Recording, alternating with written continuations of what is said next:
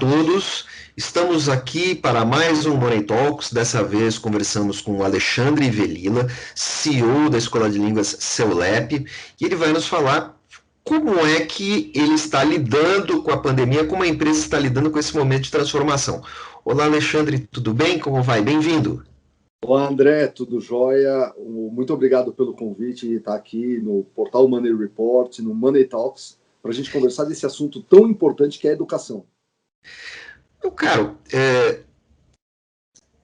como é que vocês lidaram com toda essa questão da pandemia? Quer dizer, como se deu o aumento da procura com o home office e logo depois, quando ficou claro que os alunos não voltariam tão cedo para as aulas presenciais, como vocês conseguiram readaptar o negócio, né? Quando eu falo negócio, é a estrutura para o atendimento e para a educação.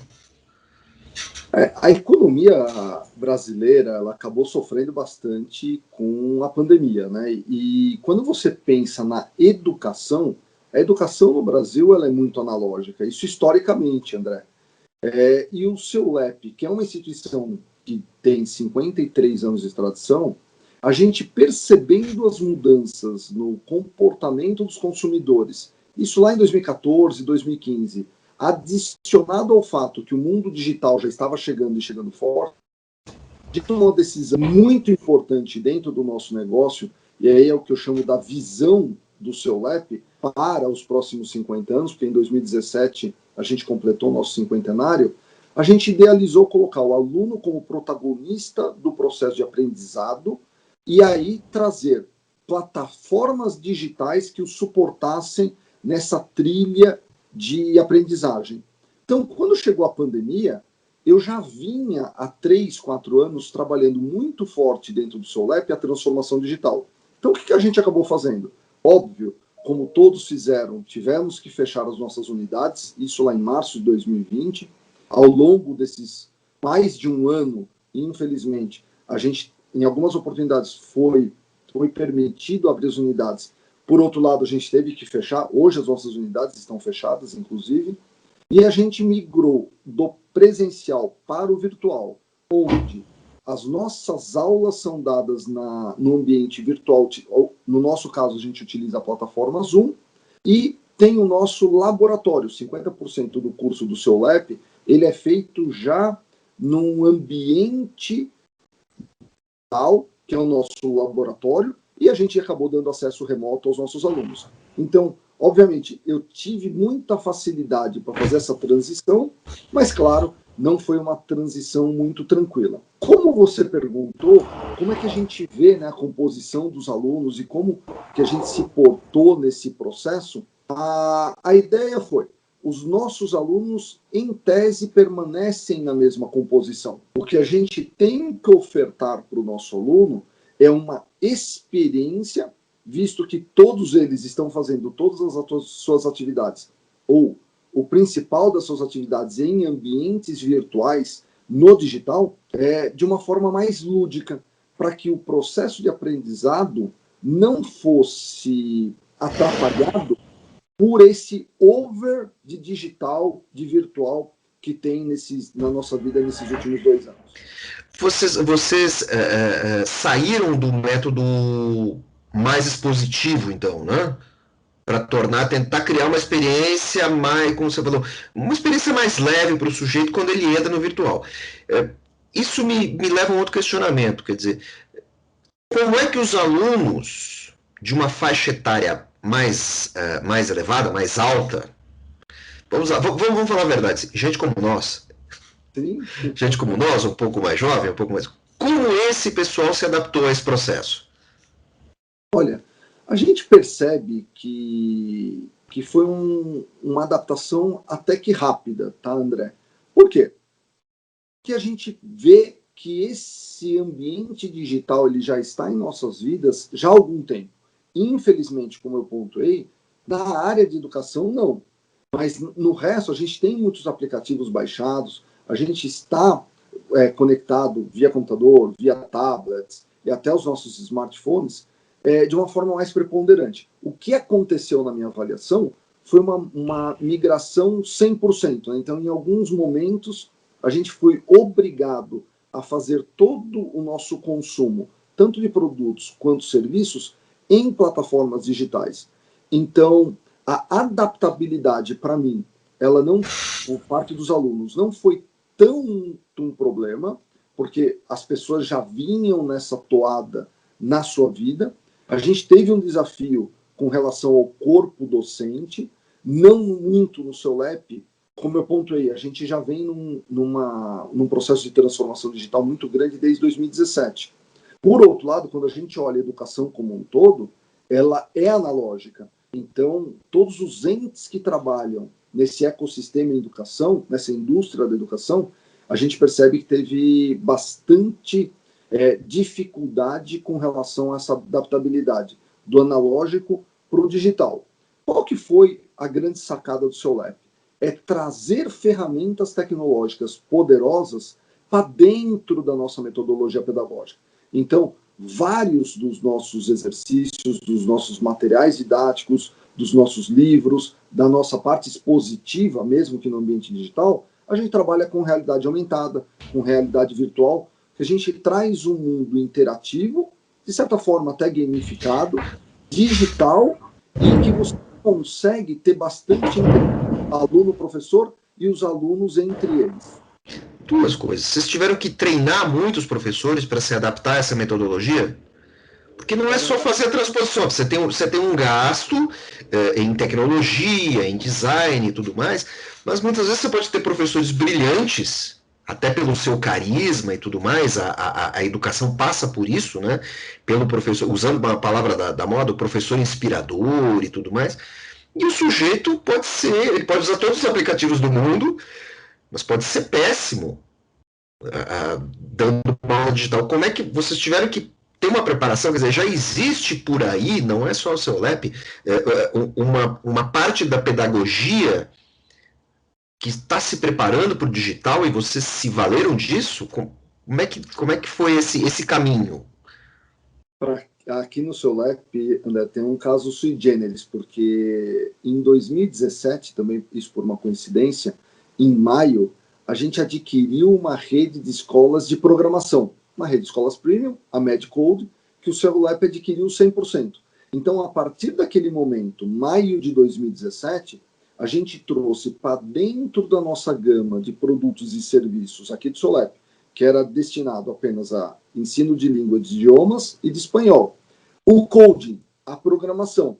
Então, você imagina a disrupção nesse processo de aprendizado por parte dos professores, que é o ponto que você está citando. É muito grande, porque a gente, naquela época, não era só você trazer os devices tecnológicos ou você estar num ambiente mais digital, mas sim que os professores fossem dar aula de coding, de programação. Então, a gente, obviamente, fez um trabalho muito grande ao longo dos anos de 2017 e 2018, um pouquinho em 2019. Primeiro, de mudança cultural. O mindset das pessoas, elas tinham que mudar para um ambiente mais digital, um ambiente de transformação digital.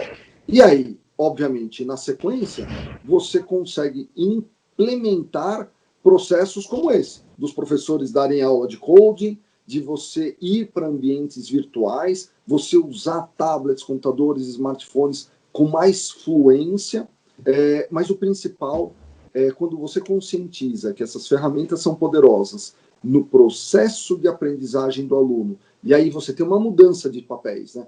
O papel do aluno passa a ser de protagonista do seu aprendizado, e o professor tem um papel de assistir todo esse processo e, obviamente, direcioná-lo para que ele adquira, no nosso caso aqui, a fluência no segundo idioma.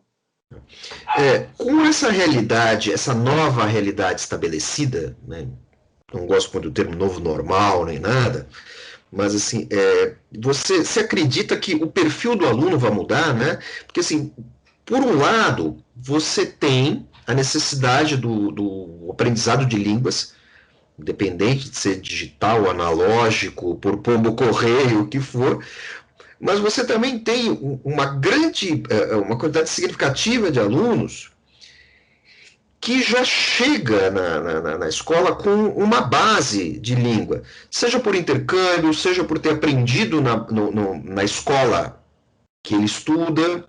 Então, assim, vocês tiveram que dar uma adaptação, vocês tiveram que buscar um novo aluno, né, jovem, e também vocês têm um direcionamento para buscar pessoas, adultos, que necessitam de uma formação melhor em inglês, e isso tem uma separação, quer dizer, você tem pacotes diferentes, como é que você se prepara? Porque o mundo não para, né? Sim. Vamos lá, vamos separar, acho que é importante, né? Você tem um público de crianças e jovens. Para esse público, obviamente, com o passar dos anos, a solução ou o inglês, o segundo idioma propriamente dito, ele vai ser primariamente resolvido dentro das escolas.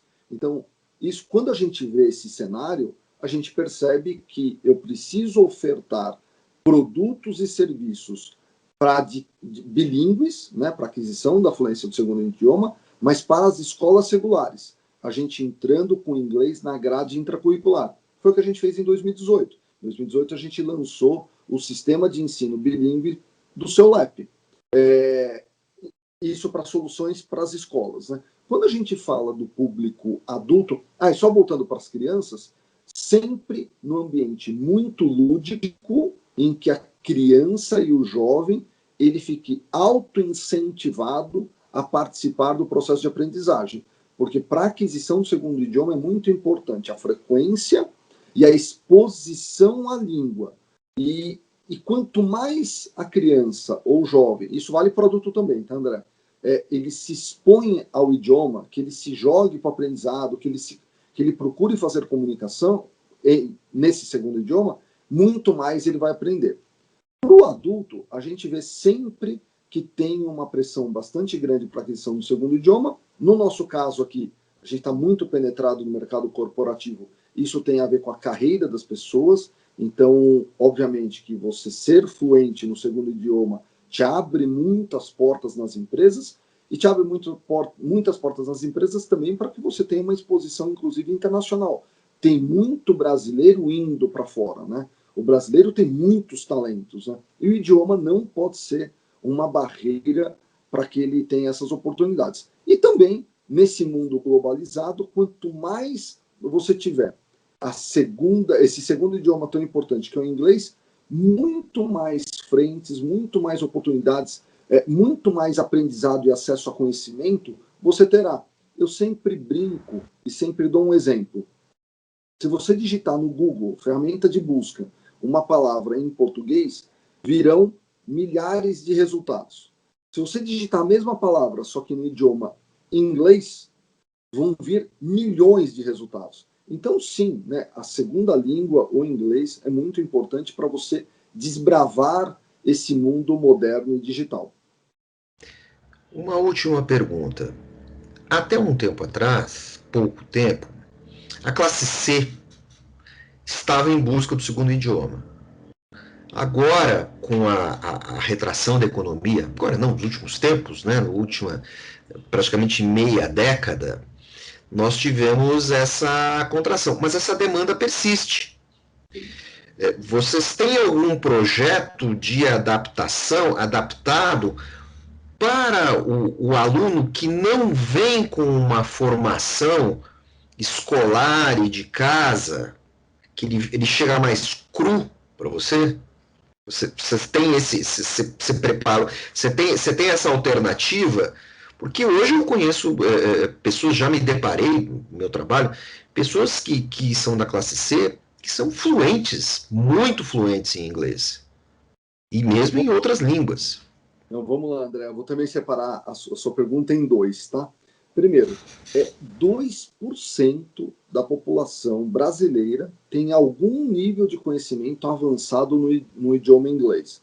Então, você imagina a oportunidade que a gente tem aqui, apesar de ser uma informação negativa, porque eu acredito piamente que quanto mais esse número aumentar, quanto maior for o percentual da nossa população de falar esse segundo idioma inglês, que é tão importante, mais perto de sermos um país desenvolvido nós estaremos, tá? Muito mais inserido no mercado internacional.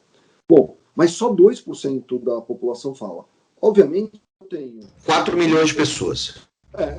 Então só 2%, André, tem essa fluência no segundo idioma. Então você vê a grande oportunidade que a gente tem, né? Por outro lado, quando a gente pensa nesses 2%, ele vale para todas as classes. Claro, a classe A, B, desses 2% leva um pouquinho mais, e a classe C, D, menos, mas existem muitos executivos em cargos de diretoria que ainda não falam fluentemente inglês, né? Então, a gente tem aí essa oportunidade em todas as classes.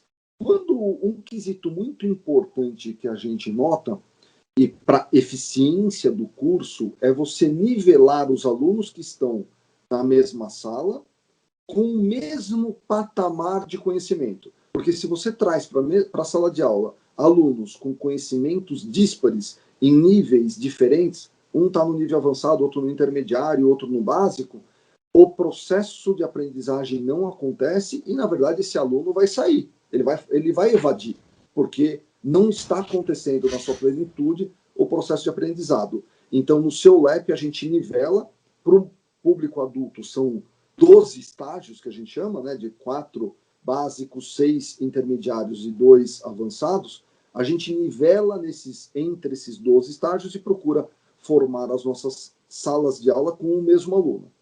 O que eu queria trazer aqui de novidade, pensando nesse público que tem uma capacidade menor, né, de aquisição de produtos e serviços, de cursos, de entrar na educação, a gente está lançando, na verdade a gente já lançou ano passado, só que a gente vai intensificar essa divulgação do seu LEP Online, uma plataforma assíncrona, powered by Vox. A gente fez uma parceria com uma bandeira norte-americana, muito bacana.